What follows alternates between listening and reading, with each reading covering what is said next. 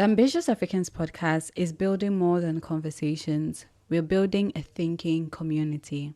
If you're navigating a challenge, transition, or decision in your personal or professional journey, we invite you to share it with us using the link below.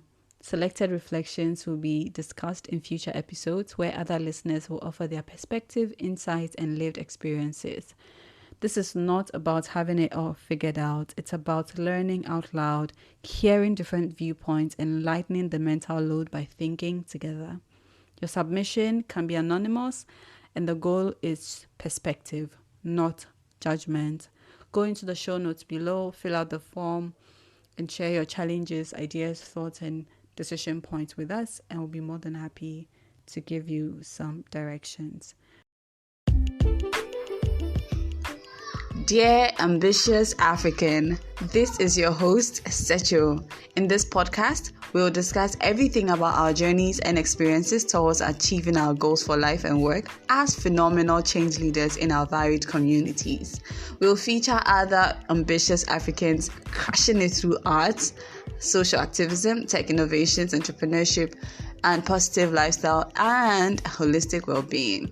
We are the generation that is redefining Africa as we know it, and as an ambitious African, now is the time to get involved. Give us your feedback and ideas for our next podcast, and let's keep the conversations going. See you inside. Hi, welcome to the Ambitious Africans podcast. This is your host, Secho, and I hope you had an amazing day today. My day went really good today. I wasn't great in the morning. My mood was just low. I was just a bit tired, but it turned out great towards the end. I got this opportunity. I called this old friend of mine from uni days, and it was such an amazing conversation. It's just catching up and learning all about her life and her new family. She has a baby. It was really nice, really, really nice. So I would confess that really gave me energy to to record today's episode, because I wasn't having an active, happy-go-lucky day. But I do value the commitment I have to you to show up here and to trigger your thoughts. The whole point of the Ambitious Africans podcast is to build a thinking community. And I feel like there's a lot of change that is happening in our ecosystems, in our different industries, but more especially within us as young Africans and ambitious Africans at that. I feel there's a new wave coming. It's coming slowly, but surely enough it is. And it's one that is defying what was handed to us with a lot of curiosity and genuine want to understand. And that is an important step to recreate the future we want to have for ourselves and for other people we love. I mean, we can't continue having Africa be the way it's always been. It just won't work, because our ambitions are way too bigger to fit into Africa the way it currently looks. We need to expand what Africa can do in terms of capacity to contain our ambitions. A couple of months ago, I was part of a leadership program. It was like, I think, a 6-month long program. And I was selected as one of the few people to share my, experience so they could improve the program for their second pilot, or I think their second edition. And somebody was making, one of the ladies on the call was like, oh, a lot of Africans are worried about their job loss. And I think this was like in not August. I think this was in June or July, I don't remember, of 2025. But long story short, she's going on saying that, so this is at this stage, there are a lot of layoffs happening. And she's telling me, she feels like a lot of young Africans or young professional Africans are worried about losing their jobs, and it's just causing fear that it's really like a Western thing and not necessarily an African thing. And she doesn't feel like young Africans should be worried about it. And this was my response. And I remember it so well because I think it was one of the things I was thinking about. I'm always thinking. But yeah, it was something, I was like, that's an interesting take. But for me, I don't think it would be a fair assessment of exactly what it means to live and work in this era, especially when the world is flattening so much that access is so evident. You can see access in front of you, and yet you just can't grasp it because of so many things.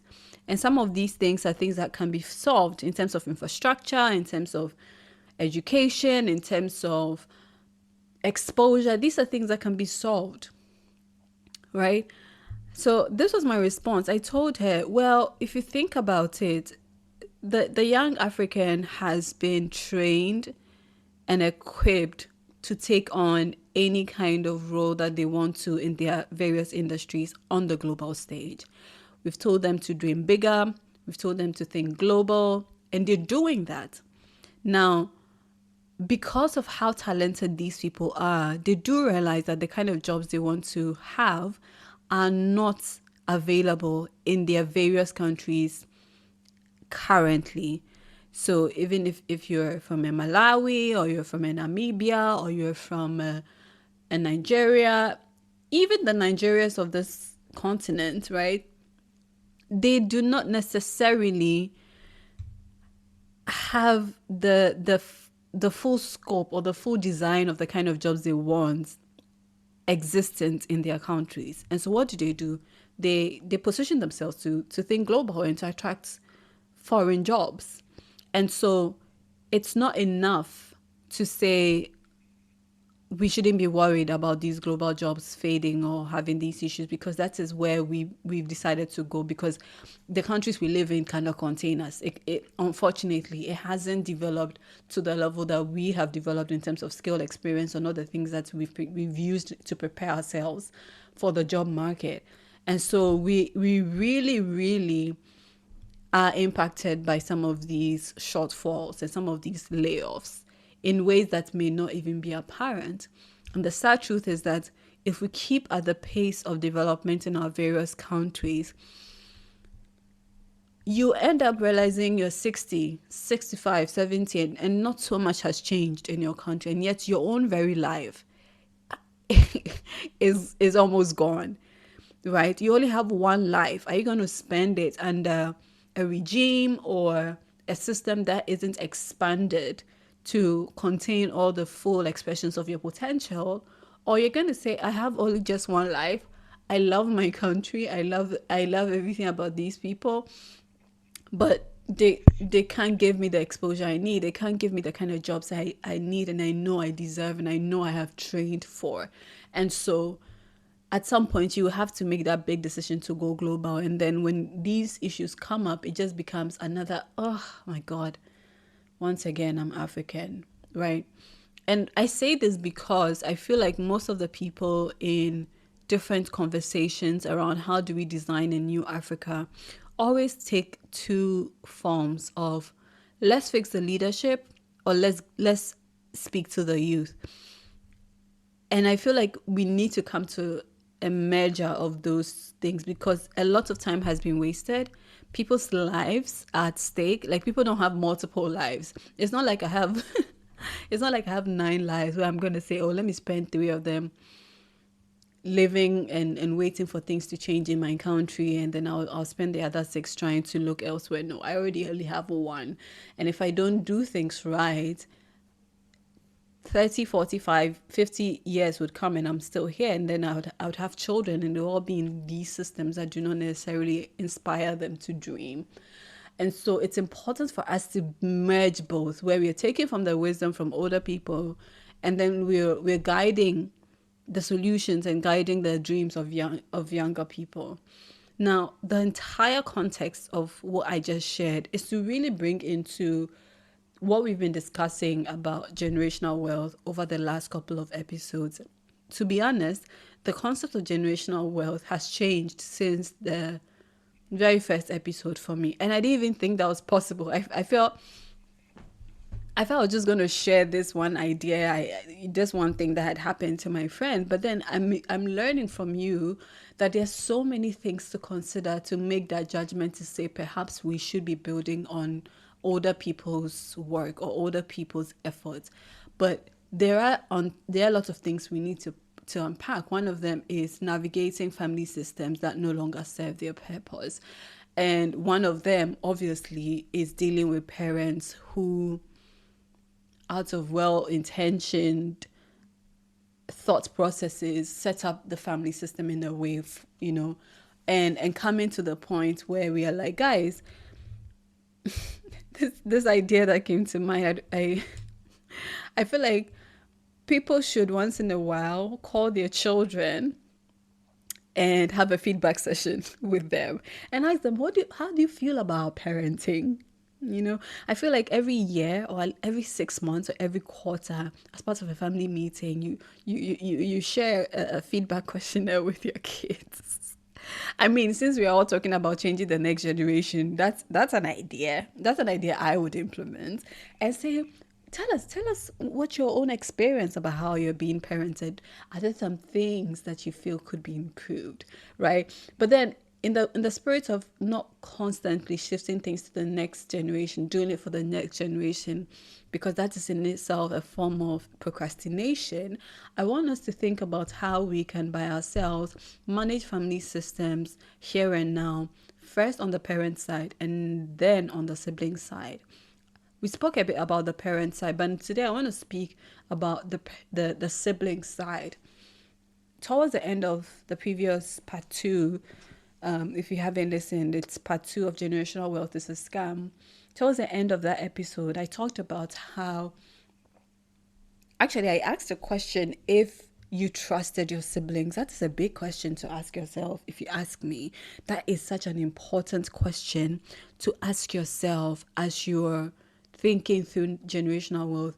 If there's something to learn, there are three things, right? One is generational wealth is a team effort. You can't do it by yourself. A team can be you and your spouse. A team can be you and your siblings. A team can be you, your siblings, and your spouses. A team can be your parents, you, your siblings, your spouses, your kids. But it is a team sport. You can't do it alone. You can if you want to, but in terms of compounding and maximizing effort, it has to be a family thing. It's something you're all doing as much as possible.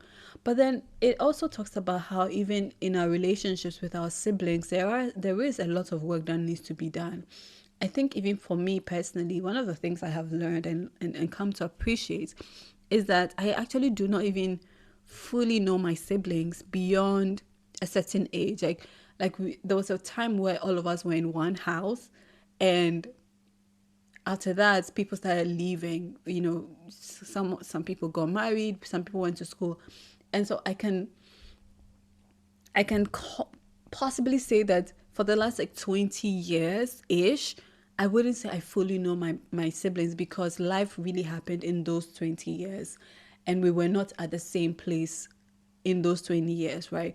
And so there's so much I don't know about my siblings, and the whole concept of befriending your siblings, getting to know them, or trying to establish some form of relationship beyond just being siblings has been one thing that I am trying to do. And I will tell you, it's not been easy. It's not been easy, not because my siblings are like unapproachable, but it's like, oh, how do I do this so it's not awkward? Literally, that's it. Like, how do I do this so it's not awkward? Like, you've known this person you literally your whole life, and then it's like, but then there's also life happening, and this, I mean, I'm still thinking through ideas on how we can get this done. But I think talking about this whole generational world being a team sport has just challenged me to rethink the way I approach my relationship with my siblings. I would also say that the concept of being compared to your sibling at some point in your life is something that most of us who have younger siblings or elder siblings have experienced. That it takes the shape of your younger sibling doing so well in one thing or the other that your parents wish you did well in. But unfortunately, you're not built like that. And so then, in their bid to say, I want to I want to push you. I want to inspire you to improve. I'm like, they're like, why can't you be like your little sister? Why can't you be like your little brother? He seems to always get things done. And what I have learning especially from my little sister, a couple of months ago, we were having these conversations. Actually, she says this a lot of the times, that all the things that she did right in the eyes of my parents were so because I I wasn't willing to do them, and she didn't feel like she had any other option than to do it. And I felt a bit sad. Let me give you a practical example. So, and this is like really airing my dirty linen, but it's not so bad. But let's say for example, like, well, growing up, my parents were raised us, especially as girls. We're like we are four ladies and one gentleman, siblings, right? So one of my mom's efforts to teach me or get me into the kitchen was telling me, you cook for your husband, or what will your children eat and things like that. And I'm like, those reasons were not valid enough for me to go into the kitchen. And then she would now resort to my little sister to say, come help me in the kitchen. Now, my sister was telling me that for her, her agreeing to join my mother in the kitchen, right, was not because she enjoyed it or it was something she was like, pick me, I'm a better sibling. It was just so she didn't want to add on to another form of disobedience. She just complied because it's like she doesn't want drama kind of thing. And I hope I'm quoting her rightly by what she said. And I feel like maybe for siblings who may have been compared to us, that is, if you are on the receiving end of that comparison, maybe it's a healthy exercise to ask the people that you were you were compared to, and genuinely ask them how they felt, because the fact that they were comparing me to my younger sister, who in this case was like my mom's good child because she was in this kitchen scenario, was like a compliant child.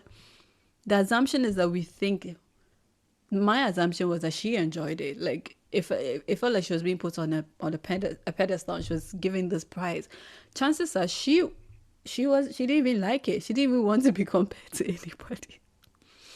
And I think that's my learning that I want to share with you, that maybe it's healthy to just out of curiosity ask your sibling and inquire, um when mom was comparing me to you, how did that make you feel? Did you ever feel like that boosted your confidence? And have an honest conversation from there. I'm not going to say my scenario with my sister is going to be the same scenario experience you would have. But I think that as we're all growing up, there has to be that conscious effort. As we're consciously pursuing friends, consciously pursuing relationships, it's healthy to also pursue your sibling relationships more intentionally and consciously, and to have those kind of open conversations. One of the things that I have come to appreciate that with these like sibling relationships is that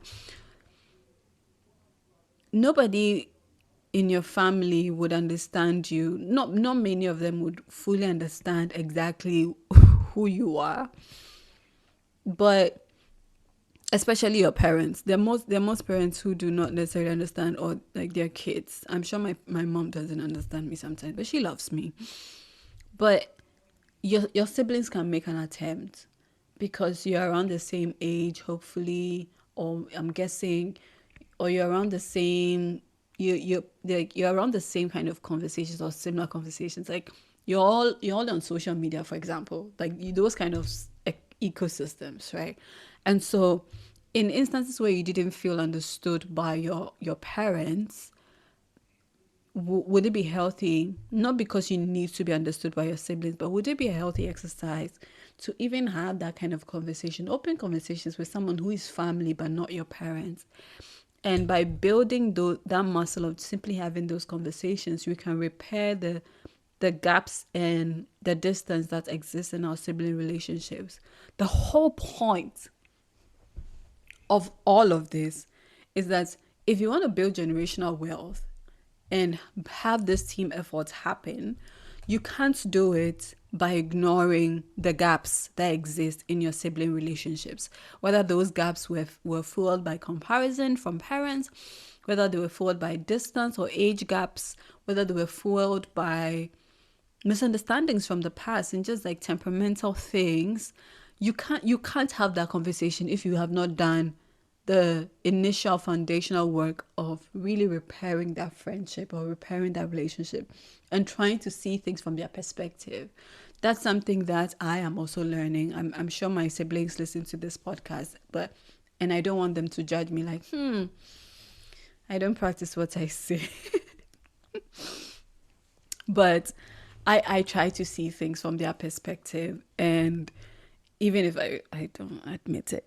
But yes, I do try to see things from their perspective, and I do feel that maybe that is a healthy opportunity to explore with your own siblings. I think at the end of the day, what we really want to go out of this generational wealth conversation is that we now have we now have two new mandates, right? We now have a new family relationship mandate, like current family relationship mandates to improve and do better. But then also we have a new parenting mandate as we move forward. Because if we're going to build anything, we need to make sure we trust each other. We need to make sure we believe each other. We need to make sure we can lean on each other and rely on the other person and not take advantage of them, even in that reliance or dependence, to have healthy conversations and to listen to the things that would be very difficult to hear from the other person. Especially if you're an elder sibling and you think you know it all, you think you know everything about your siblings. Chances are you don't. And so it would even be an even better conversation to have if you take the lead as an elder sibling, especially if your parents do not have that kind of dynamic and you want to do better, especially for the aunties, uncles of your children. You want to do better by them. You want to start by having those kind of conversations. Call a family meeting and work your way through the hard conversations, because that is where the effort begins. At the end of the day, we can only build on what has been repaired, and we can't skip the hard work of repairing, of mending, of stitching together and trying to match. We can't.